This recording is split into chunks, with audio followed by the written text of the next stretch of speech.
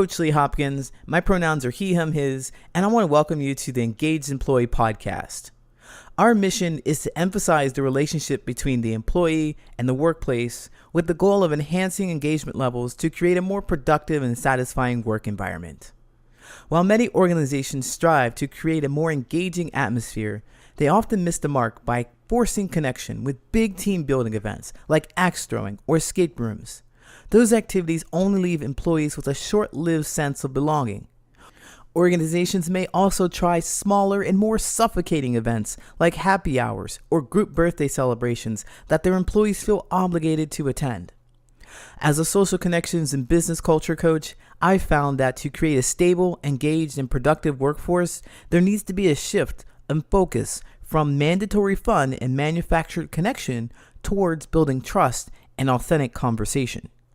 Join me and a guest as we dive into social wellness strategies for the individual employee, techniques for developing interpersonal relationships with coworkers, and even some approaches for leaders to enrich the overall organizational culture. The Engaged Employee Podcast starts now.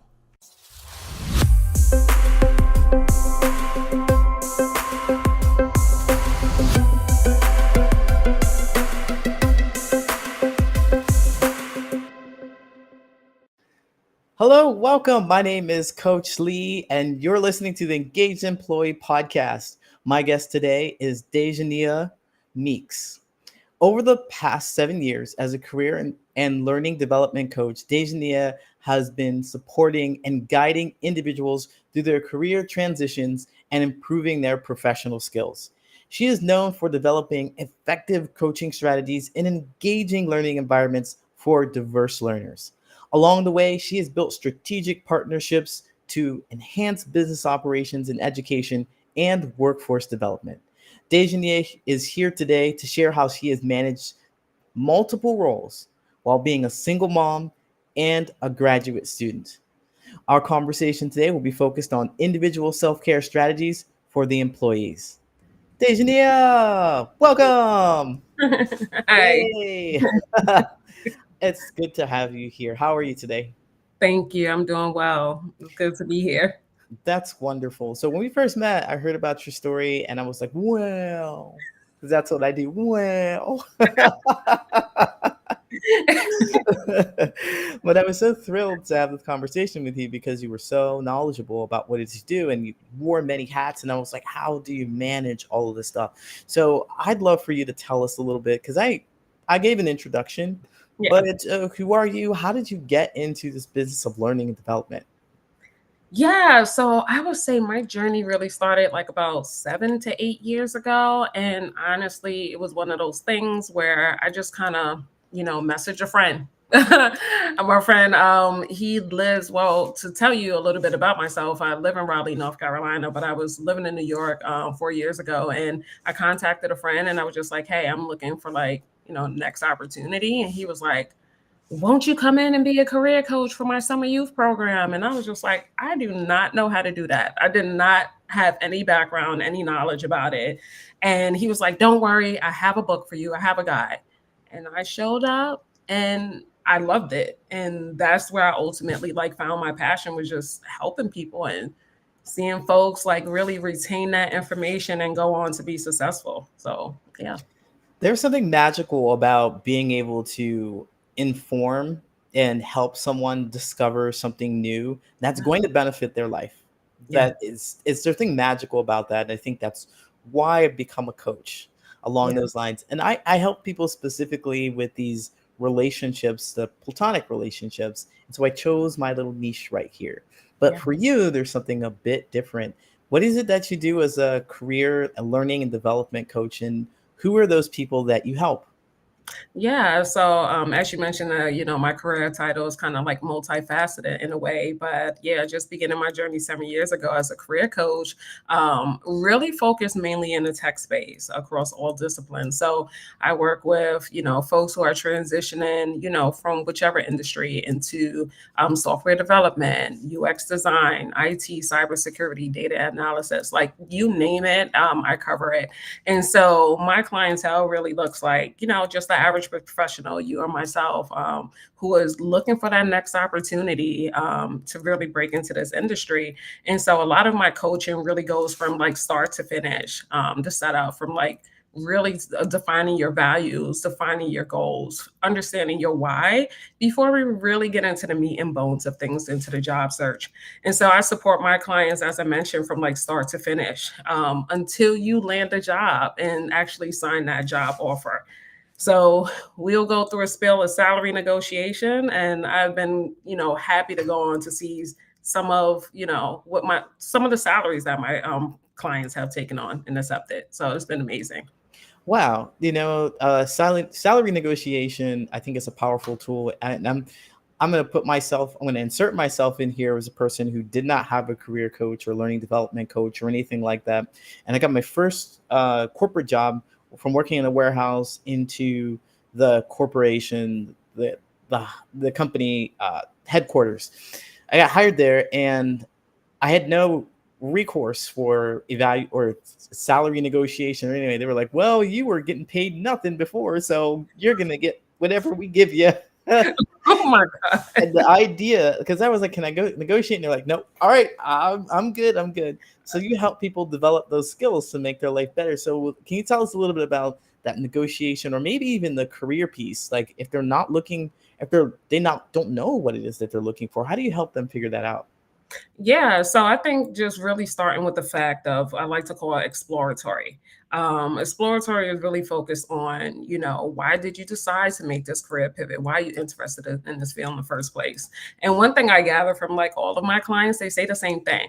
I'm just looking to make extra money. Hey, I get that we all are in the game to get an increase in their salary, but in order to connect with like employers on another level of showing up being your authentic self, you really have to be able to connect with like the product. Have to be able to connect with the service. Even down to like that actual interview, you have to be able to connect in some form or fashion throughout the entire journey. And so when I talk about the exploratory aspect, I really focus on your former professional background. So, say for example, a client is coming in and they're from higher ed. Maybe they work as a professor, maybe they're are adjunct, instructor, you name it. And so they're transitioning into software development. My first conversation with that person, again, what are your career goals? What are some of your strengths that you have, like your hard skills, your soft skills? One thing I always tell people too is just like, you want to also remove from like that generic phrasing, detail oriented, team player. Those are so common, right? But when we display that on a resume or even on your marketing materials, it's just that, what do you think about if you were interviewing someone and 50, let's just say 50 candidates, 49 said the same thing, and then one person shows up and says something different. So just really kind of pulling that out of my clients to really understand, like, hey, are you someone who, let's just say if it's detail oriented, we can probably say high attention to detail or process driven, to really kind of bring that out. And then we break down that into smaller chunks. What are some scenarios or capacities you have worked in your former role that you have led with this particular strength? Right. So, really breaking that down into something that can actually be tangible that they can apply towards their new career path. Absolutely. So it sounds like you don't know anything about this journey at all. Yeah. There's so much knowledge and expertise. I know that it's really easy to get pulled in different directions. You're wearing this hat and you're doing this thing. And if you're good at it, you just take it on. But how do you manage that? Because we're talking about individual self care and you have a life outside of work. Mhm. Surprise, shocker, we all do. So, Mhm. how do you manage that? Well, I would say the first thing that's important to me is just really understanding that the time that you have. We only have 8-hour work days, 40-hour work weeks. And so what I found is that I used to be this person. I was like the yes person, right? Because I just want to learn every single thing. And then, I started getting to a place where I was like really burnt out. And then I had to say, I spoke about it with my manager. And I found a way to be that yes person, but then also creating like boundaries, right? Maybe it's not the right time for me. So if I was pulled in or called on a project or even volunteered, I'll probably say, hey, I'm at this particular, like maybe the next the next month or something, right? I can't think of it right now, but when I think about it, is just saying it in a way where I'm not saying no, but really understanding the time that I do have and retaining that for myself. And so, one thing I really love about my current position is the simple fact that, I can put things on my calendar, like taking a 20-minute walk or reading a book or a podcast or watching Netflix. Like my company promotes it, and that was very hard to find it for a couple of years now. And so I take advantage of that, but it's no secret that I will fall off the bandwagon. And so, yes, like as Coach Lee mentioned, I'm a single mom, I'm a grad student. I'm also currently enrolled in a data analytics boot camp. So I'm wearing many hats, but really maximizing that time and being very detail oriented really has helped me.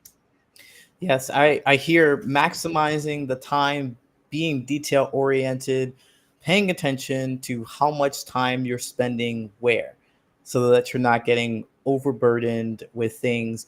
Or, one of the things that worked for me in my business as a coach is to really block this time. And this is all the time that I have to do this one thing. And over time, I might know that, okay, I said an hour, but it might take me 15 minutes. So paying attention to how long or how short the time might take is very helpful too. Yeah. But one of the things that just really perked me up is saying yes without, or saying no without saying no. Yeah. That might be a little scary for somebody out there. And I know you were looking for the words to share. How do you Mhm. say no without saying no? How do you even get the confidence to do that? How can you even say that if you just feel like you can't? Yeah, I think definitely like the help of like my manager. So, share with you one example. Last year, I was working on multiple projects. Everyone was reaching out saying, "Can you support with this? Can you support with that?" And I shared with my manager. I said, "Like, hey, I think I'm burnt out. I don't think I could deliver this by this date." And he encouraged me just to be able to say, like, "Hey, like, wow, I'm super excited to be able to join this team and support the initiative. Unfortunately, I'm going to have to take a step back, but please let me know like when the next opportunity becomes available." And that right there washed over pretty well. I think when it comes to making a like representing yourself and showing up in the organization and really having a reputation that perceives you is that folks will understand, right? It's just like, if Deja can't do it, if you can't do it, totally fine, we'll get her on the next one. And if they come back the next time, then like that's validation that you are just as good as you probably wouldn't think you are, but you are, right? Because you're bringing something different to the table that folks want to be able to have the opportunity to work with you. I love that. I love that so much because you are being very, very understanding of their need and their support or the desire to work with you.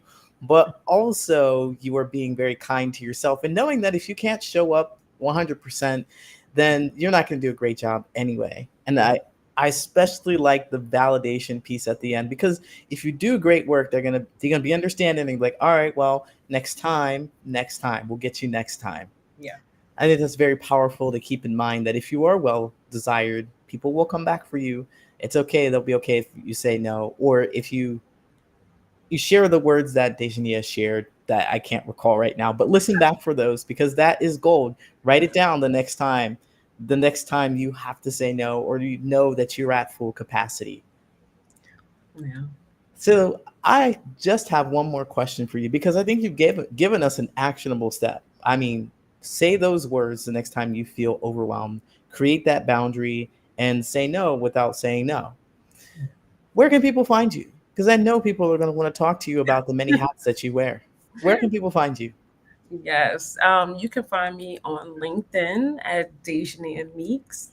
Or if you want to connect with me or work with me, you have a project or idea, you're looking for coaching, support, anything, always happy to connect.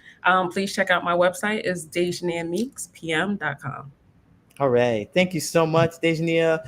I know that it's been a pleasure to chat with you and you made some time for me. I appreciate that you didn't say no to me. You're amazing. So you got it always. Thank you so much. Have a great day. Take care. Bye. Bye. Another insightful episode of the Engaged Employee Podcast. We hope you enjoyed the deep dive into the world of employee engagement, leadership, and workplace dynamics. The Engaged Employee Podcast is brought to you by the Patterns of Possibility, where we help people make more meaningful relationships in both their personal and professional life. Before we wrap up, we want to extend our heartfelt gratitude to our incredible guests and, of course, our loyal listeners. Your support keeps us motivated to bring you valuable content each week. If you found today's discussion thought-provoking and want to learn more about how we can help you or your organization make more meaningful relationships, go to patternsofpossibility.com and book a friendly conversation with me. Or you can email me your questions at patternsofpossibility@gmail.com. Stay connected with us and engage with fellow listeners by following the Patterns of Possibility on LinkedIn. You can also catch us on YouTube. Don't forget to hit that subscribe button and ring that notification bell to stay in the loop. And if you prefer the audio version, make sure to subscribe on Apple Podcasts, Spotify, or wherever you get your podcasts. Your support means the world to us, and by subscribing, you'll never miss an episode. Thank you for being a part of our journey to create workplaces where passion meets productivity. Until next time, I'm Coach Lee. Stay engaged,